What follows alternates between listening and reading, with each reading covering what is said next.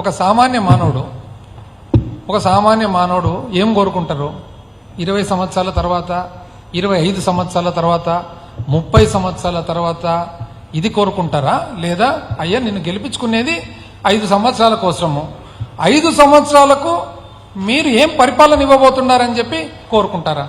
మనకు మ్యాండేట్ ఎంత ఇచ్చినారు? మ్యాండేట్ మనకి ఇచ్చినది పబ్లిక్ 5 సంవత్సరాల కోసం. అయితే ఇప్పుడు ఒక గ్రామ పంచాయతీ సర్పంచ్ ఉంటాడు. సర్పంచ్గా ఎన్నికైన తర్వాత 5 సంవత్సరాల లోపల ఆ ఊరికి నేను ఈ ట్యాంక్ కట్టాలనుకున్నాను, ఈ బడి కట్టాలనుకున్నాను, ఈ బడిని అప్గ్రేడ్ చేయాలనుకున్నాను, ఈ కాలువలు వేయాలనుకున్నాను అంటాడు. కానీ 30 సంవత్సరాల తర్వాత ఇక్కడ రైల్వే లైన్ రాబోతుంది, 20 సంవత్సరాలకు పెద్ద బస్ జంక్షన్ అవుతుంది. ఎందుకని?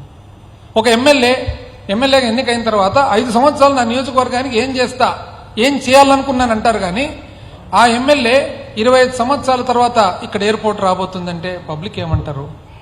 ఒక ఎంపీ 5 సంవత్సరాలకు నా నియోజకవర్గానికి ఇది అభివృద్ధి చేయాలనుకుంటారు. కానీ ఇక్కడ త్వరలోనే పోర్టు రాబోతుంది అంటే నాకెందుకు సార్ ఇవన్నీ అంటారు. అంతేనా? మళ్ళీ ఎందుకో కానీ ప్రతిసారి ఎందుకు ఒకసారి కాదు, ఇది 2020 సన్ రైజ్, స్వర్ణాంధ్ర. అసలు నాకు అర్థమైనంత వరకు, సామాన్య మానవునికి అర్థమైనంత వరకు కూడా మన మేనిఫెస్టోనే మన విజన్. ఎన్నికలప్పుడు ఏదైతే మన మేనిఫెస్టో ఇస్తామో అది మనకు యాక్చువల్గా విజన్. ప్రజలు కూడా ఓటేస్తుండేది ఎందుకు? మన మేనిఫెస్టోని చూసి ఓటేస్తున్నారు. మన మీద ఉండే క్రెడిబిలిటీని చూసి, విశ్వసనీయతను చూసి ఓటేస్తున్నారు. అప్పుడు మన మేనిఫెస్టోను చంద్రబాబు నాయుడు గారు విజన్గా మరి కన్సిడర్ చేస్తున్నారా, భావిస్తున్నారా కాదనేది నాకైతే ఇప్పుడు డౌటే. మేనిఫెస్టోను అసలు విజన్గా భావిస్తున్నారా, లేదా మేనిఫెస్టోను కంప్లీట్గా పక్కన పెట్టేసి ఈ డాక్యుమెంట్లే 30 సంవత్సరాల తర్వాత, 25 సంవత్సరాల తర్వాత, 20 సంవత్సరాల తర్వాత అది పరిపాలనకు మార్గంగా చూసుకుంటున్నారా అనేది ప్రశ్నార్థకంగా తయారైందనమాట. 2024 ఎన్నికలు జరగడానికి ప్రధానమైన కారణము చంద్రబాబు నాయుడు గారు యాక్చువల్గా కూటమి గెలిచేదానికి ప్రధానమైన కారణం ఏమి? Manifesto super 6.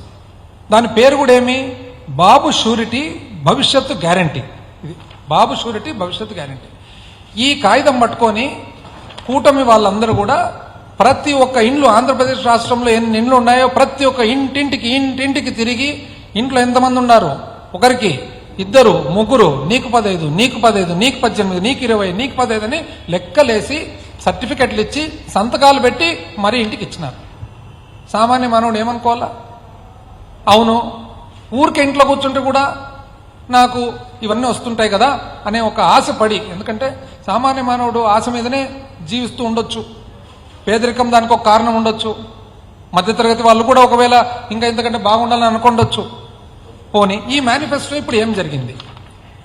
ఇప్పుడు 6 నెలలు అయిపోయింది కదా.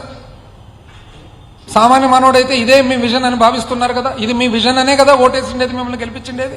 కూటమిలో ఏమంటున్నారంటే వాళ్ళ ఒక మెంబర్ వచ్చేసి ఏదే కానీ తేడా వచ్చిందంటే తాట తీసేస్తా అంటారు మెంబరు. మళ్ళీ ఇది ఎక్కడ ఉంది తాట అని? అసలు ఈ పార్టీ పెట్టినదే ప్రశ్నించేదానికి అని. ఎవరినైనా కానీ ప్రశ్నిస్తాం, ఈ పార్టీ స్థాపించిండేదే ప్రశ్నించేదానికని. ప్రశ్న ఎక్కడ అని? ఇవన్నీ మళ్ళీ ఇది ఈ విజన్ను బట్టే కదా గెలిచిండేది, పబ్లిక్ ఓటేసిండేది. ఇంకొక మెంబర్ ఉన్నారు కూటమిలో, వాళ్ళు ఎందుకో కానీ స్ట్రాటజిక్గా చాలా చాకచక్యంగా సైలెంట్గా ఉండరు, ఏం మాట్లాడనమాట. ఆ రోజు రిలీజ్ చేసేటప్పుడు కూడా పక్కకి వెళ్ళిపోయినారు, సైడ్కు, నాకు సంబంధం లేదనేటట్లు వెళ్ళిపోయినారు అనమాట.